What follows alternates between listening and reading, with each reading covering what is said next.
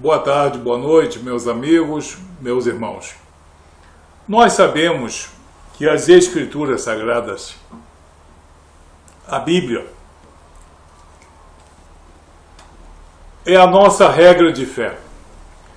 Nós amamos, respeitamos e preservamos a integridade das Escrituras Sagradas. Não é porque ele é um livro para religiosos. Essa é uma visão míope.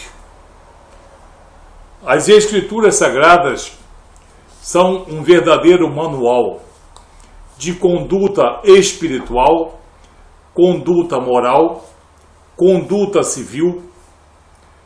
Nós cristãos, nossas esposas, nossos filhos e nossas famílias, nossas congregações e os nossos ajuntamentos, a nossa sociedade, no caso cristã, e o nosso relacionamento com a sociedade de um modo geral, tem base nas Escrituras Sagradas.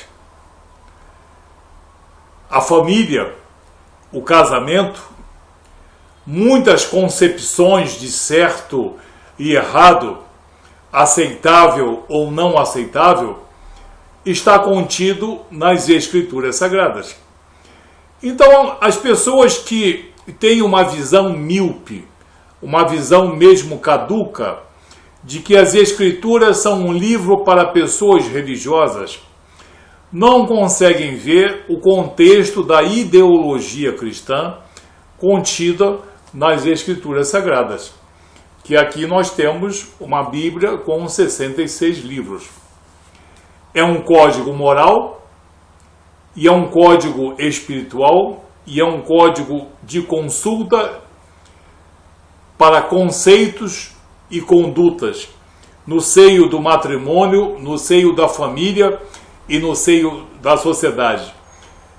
Nós cristãos temos direito ou não de honrarmos as Escrituras Sagradas e exigimos que, no caso, exigirmos que elas sejam respeitadas. Não cabe explicação. Já está respondido. Né? Todo mundo tem um código para fazer o que bem entende. Seus protocolos, né? Suas regras, seus consensos, todo mundo tem. O homem cristão tem que ver, é obrigado, não sei por qual direito no céu ou na terra, a ver as Escrituras Sagradas sendo escarnecidas, sendo adulteradas, as exegeses mais absurdas e maliciosas sendo feitas. Enfim, vemos as Escrituras Sagradas sendo desdenhadas e desacreditadas.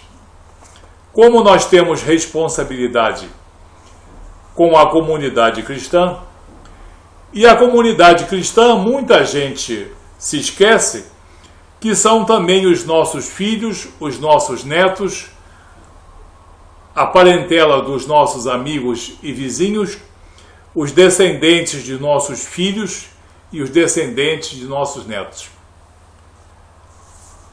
Vou repetir a pergunta. Quem ousaria fazer um discurso dizendo que nós não temos direito de preservar a integridade das Escrituras Sagradas? Como eu disse, mais uma vez, está respondido na consciência de cada um. Goste ou não goste, está mais do que respondido.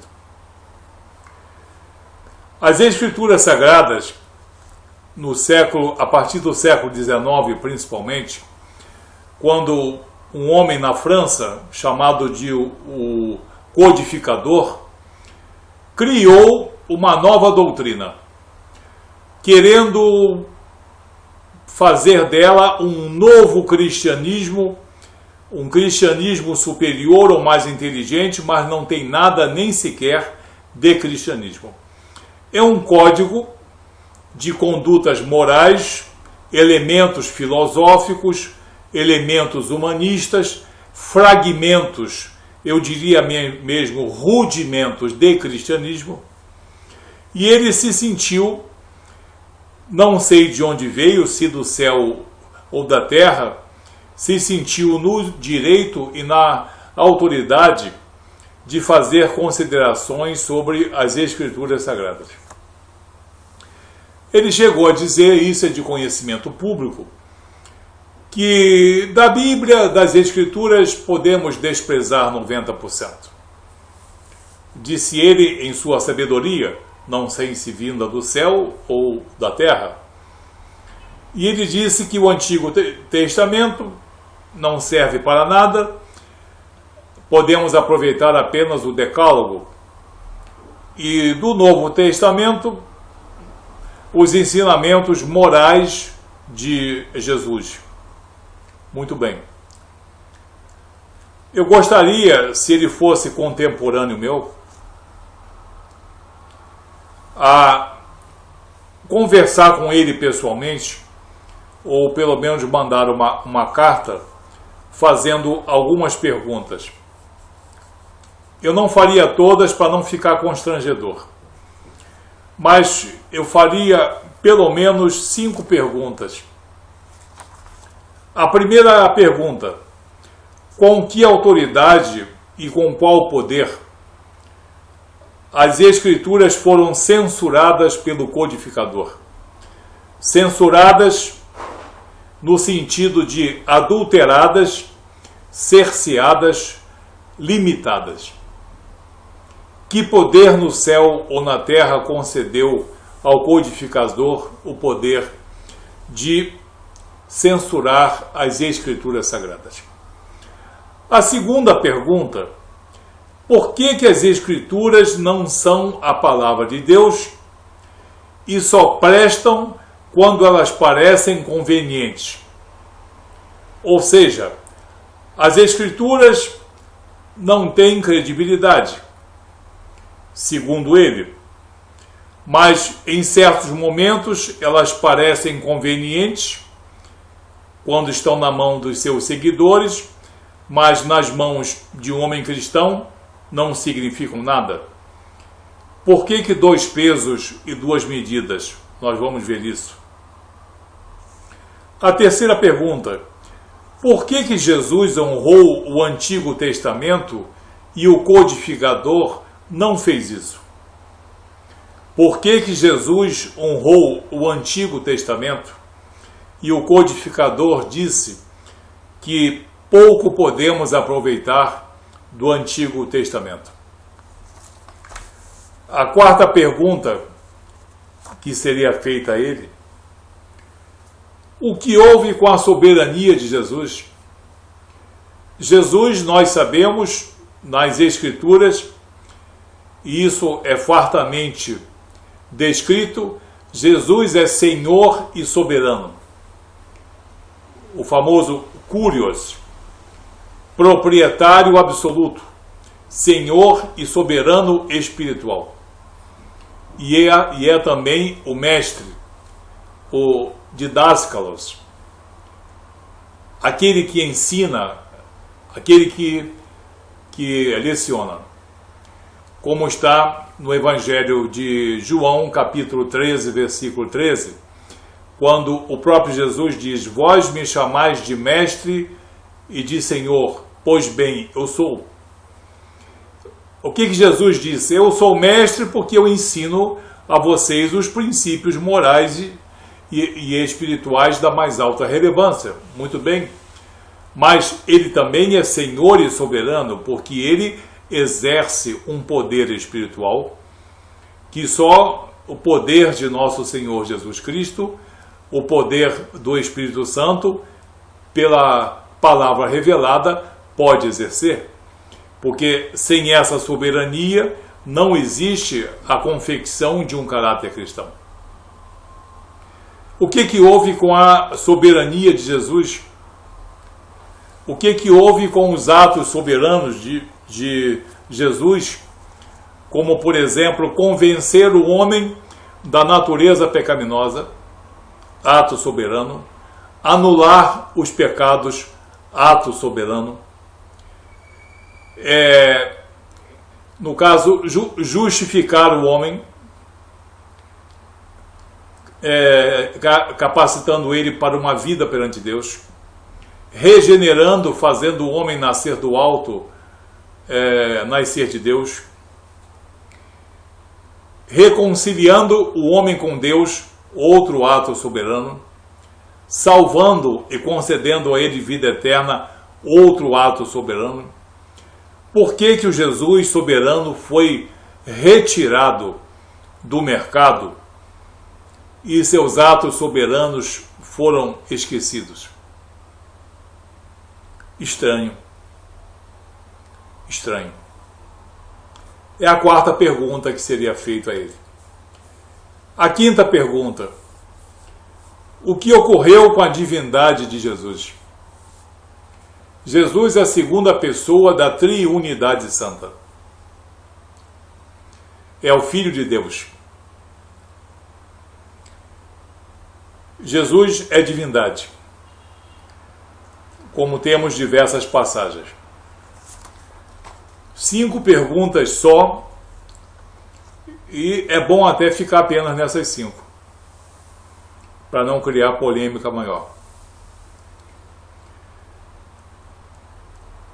Jesus, vamos ao primeiro item. Com que autoridade e poder as Escrituras foram censuradas?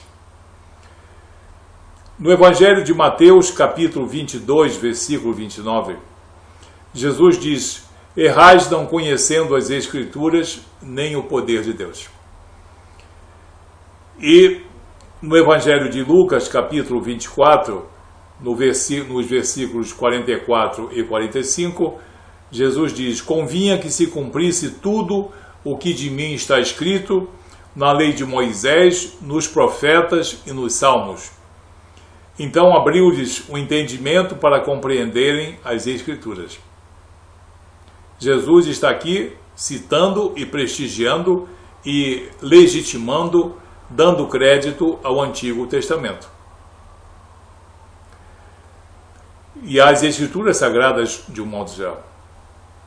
Na carta aos Hebreus, capítulo 4, versículo 12, uma passagem já muito bem conhecida, o autor da carta diz: a palavra de Deus é viva e eficaz, e mais penetrante, mais cortante do que uma espada de 2 gumes, e penetra até a divisão da alma e do espírito, das juntas e medulas, e é apta para discernir as intenções e os propósitos do coração.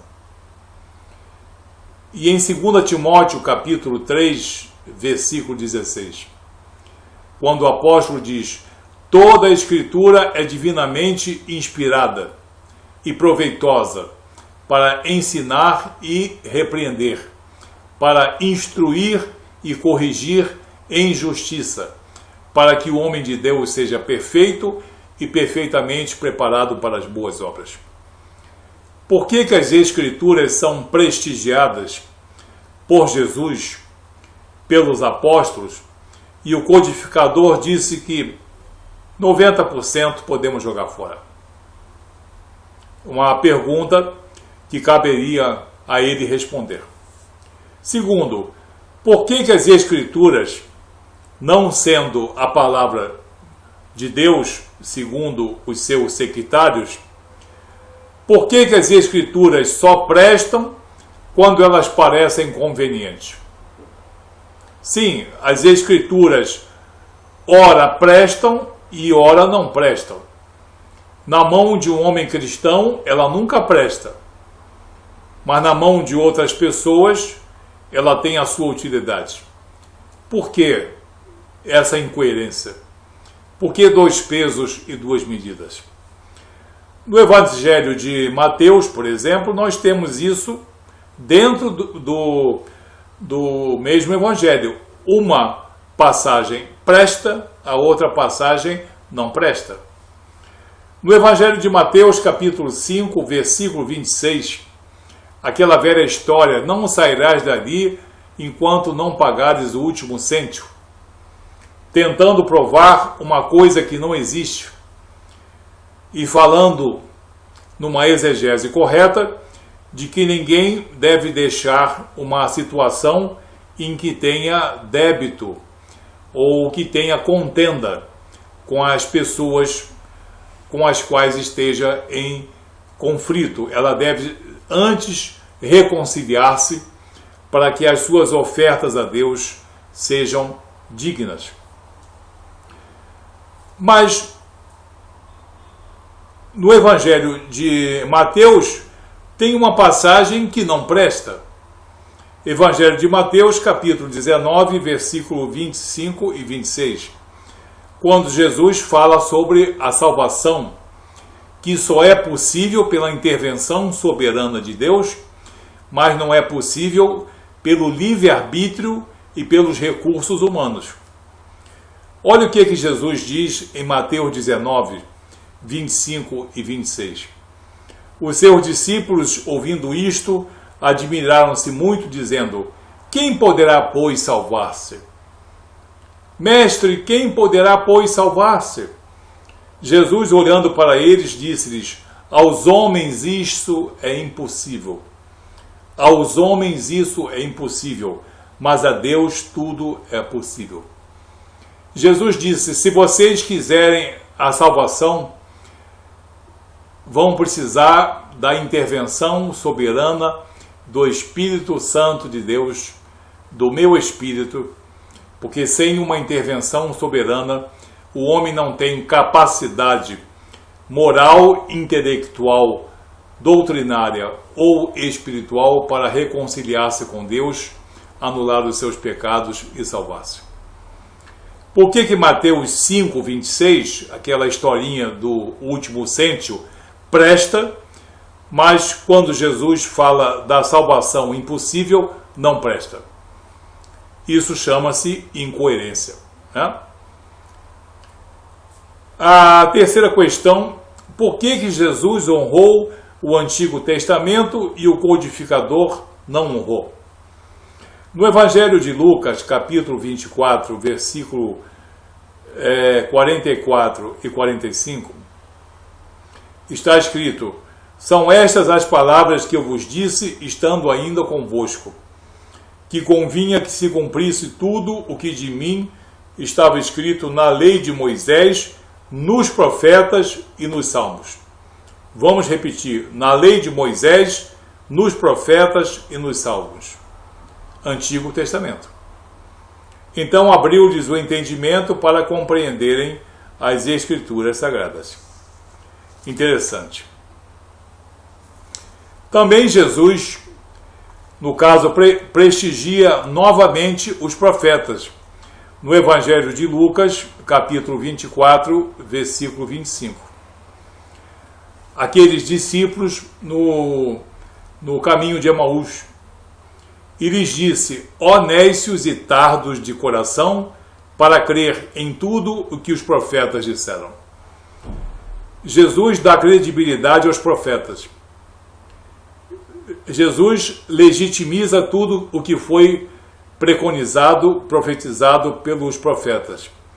Mas dizem os seguidores do codificador que os profetas eram maltrapilhos, mal assessorados, e eram homens ignorantes que não tinham credibilidade nenhuma. Um homem pensa uma coisa, mas o Filho de Deus desmente. A quarta questão, sobre a quarta pergunta: o que houve com a soberania de Jesus? O que houve com os seus atos soberanos? Né? Isso nós já falamos. João 13, 13. Jesus Senhor e soberano e Jesus Mestre. O que fizeram com os atos soberanos de Jesus? Sumiram. Desapareceram. Alguém achou que eles deviam ser limpados da palavra de Deus e jogados em algum lugar. E somente exuberasse o Jesus Mestre, o Mestre dos Mestres, que só ensina, ensina, ensina mas não exerce ato soberano, seria um ponto a discutir com o codificador. E para nós terminarmos, o quinto item: o que ocorreu com a divindade de Jesus? Todos os sacerdotes de todo o mundo, todos os sacerdotes cristãos, os pastores, os sacerdotes católicos, os teólogos, os evangelistas e os biblistas, todos sabem da divindade de Jesus. E ela consta nas Escrituras Sagradas em diversas passagens. Vamos citar apenas 2 ou 3 aqui. No Evangelho de João, capítulo 20, versículo 28, quando Tomé está na frente de Jesus, no caso, vê Jesus ressurreto e vê as marcas dos pregos nas suas mãos, Tomé se convence e ele exclama: meu Senhor e meu Deus. Kuriosmu, kairo theosmu, theosmu, com T maiúsculo mesmo, não é Deus com D minúsculo, é Deus, divindade. Tomé então exclama perante Jesus: meu Senhor e meu Deus. E Jesus não retruca, não corrige Tomé. Ele simplesmente completa: Tomé, você creu porque viu, mas bem-aventurados os que não viram e creram. Uma passagem que mostra a divindade de Jesus. Temos uma outra passagem aqui, na carta de Paulo a Tito, capítulo 2, versículo 13, quando Paulo diz na sua carta: aguardando a bendita esperança e a manifestação da glória de nosso grande Deus e Salvador, Cristo Jesus. Nosso grande Deus, Theos, e Salvador, Jesus Cristo. Temos também 1 João 5,20. E sabemos que estamos no verdadeiro, em seu Filho amado Jesus Cristo. Esse é o verdadeiro Deus e a vida eterna. Para citar apenas 3, que provam, denotam publicamente a divindade de nosso Senhor Jesus Cristo. O que ocorreu, Senhor codificador, com a divindade de nosso Senhor Jesus Cristo, se ela é patente nas Escrituras Sagradas e ela simplesmente desapareceu e é mesmo contestada. Assim nós vemos 5 perguntas, apenas 5. Tem mais. 5 perguntas que seriam feitas ao codificador. Qual é o intuito disso? Quando nós falamos de Escrituras Sagradas, amor, caridade, salvação, Jesus, nós podemos exigir que as coisas sejam ditas de modo verdadeiro, segundo as Escrituras Sagradas. Agora, se alguém tem o direito de deturpar essa verdade, sinta-se na obrigação também de, no caso, receber esse desafio dos homens, mulheres, famílias e comunidade cristã que estão muito interessados em que o codificador, eu não quero nenhuma outra explicação, não. Eu gostaria de ouvir dele pessoalmente, de preferência face a face, qual é a resposta para essas 5 perguntas. Você também deve questionar tudo aquilo que seja relacionado a Jesus Cristo, ao amor e à caridade, a sua obra salvadora. Porque muitas coisas são ditas envolvendo essas palavras. Muitas coisas são verdades, mas muitas coisas são deturpações da verdade maior. Que Deus abençoe você em nome de Jesus.